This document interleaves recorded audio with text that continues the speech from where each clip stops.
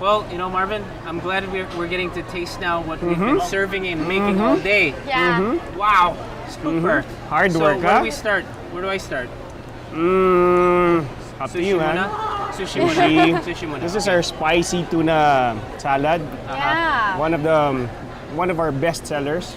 This one, I actually made this.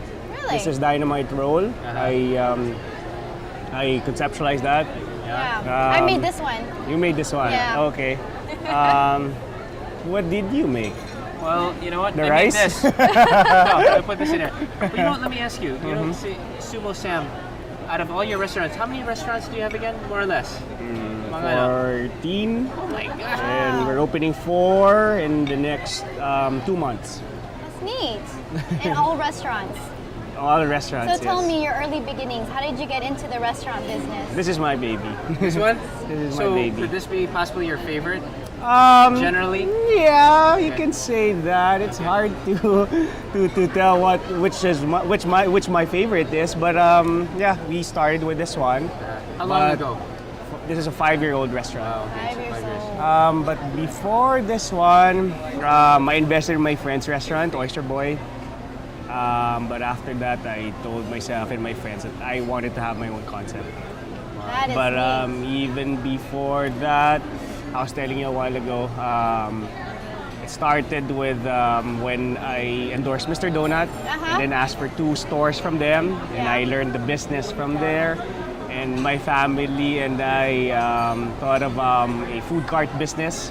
Oh, okay. It was Rice Capades. Rice It's still there. We still have in some areas, but here we focus with the Sumo Sam brand now, and John and Yoko and Marciano's, Mr. Kurosawa.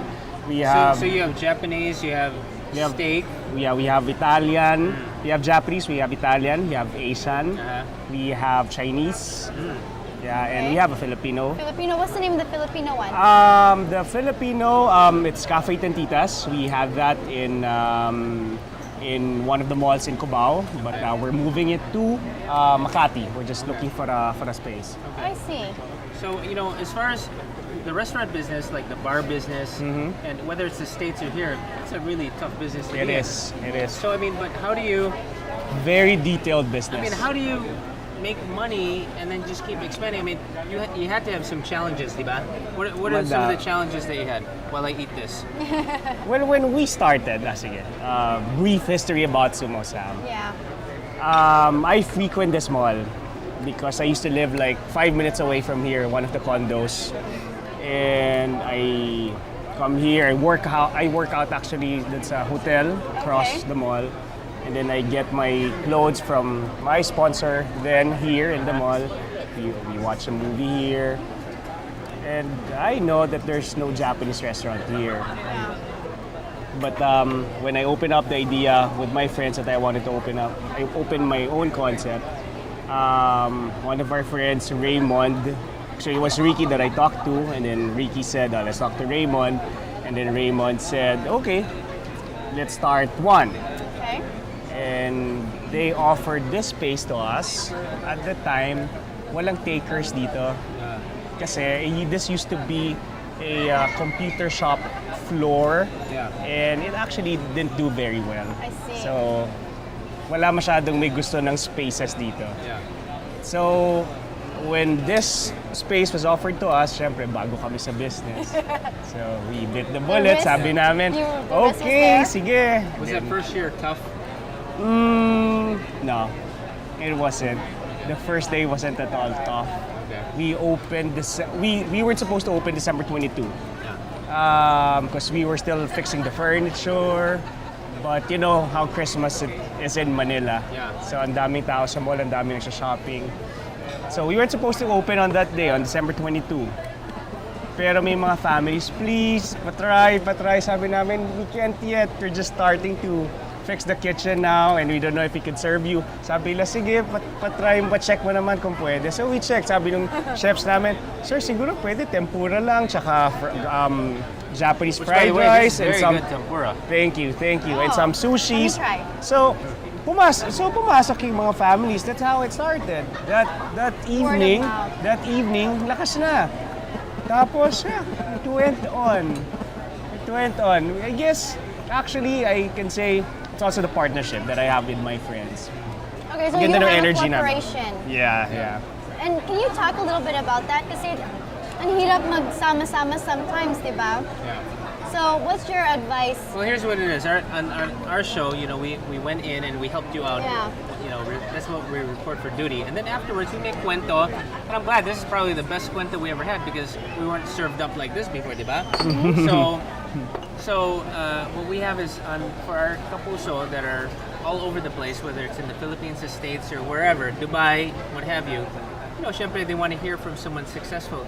Any advice maybe on maybe doing business, let's say in the Philippines? Would you recommend people maybe open up something if they were interested in investing in the Philippines? Oh, definitely. As I would always say, always follow your dreams. Always actually chase for your dreams. But it's actually always good to know yourself. Yeah. Saan ba ikaw mahilig? Yeah. Saan ka ba passionate about? Ano ba yung gustong-gusto mong ginagawa na sana, of course, if it is a business, dapat may kita. Yeah. Diba? Yeah. May perang involved. But even if walang money involved, it should be something that you want to do. Yeah, I agree. Yes. It's really hard to rely on money kasi Exactly. masakit masyado. Because we always say business, there's always a risk for that. Masyadong masakit pag nalugi ka, mawala lahat ng pera mo, and at the same time, hindi mo pa gusto yung ginagawa mo. Yeah. So, always do what you want to do. Know thyself. That's how I always Know tell thyself. people. Good thing. That's good advice So- for our kapuso. Yeah. You know, now you have like about 14 restaurants. You're gonna open up maybe 4 more, right? Yeah. Yeah. They're so We're busy opening like this. we're opening our first the name is Roboto-san, Japanese grill and shabu shabu. Oh. It's I want to be it's a invited to the buffet. shabu shabu, huh? Yeah, The we're launch. opening September. Okay. And I know you're eating lean now because you got a new soap opera that you're doing too. Yeah. Also, you ventured out into concert producing. Concert, yeah. So- I'm eating this tuna sashimis because I'm doing a shoot on Monday. Yeah. Mm-hmm. A new soap opera, of course, under GMA. Yeah. It's with Claudine Barreto and Jolina. Well, you Oh, know, with neat. all these things going on, how do you find time even for your kids?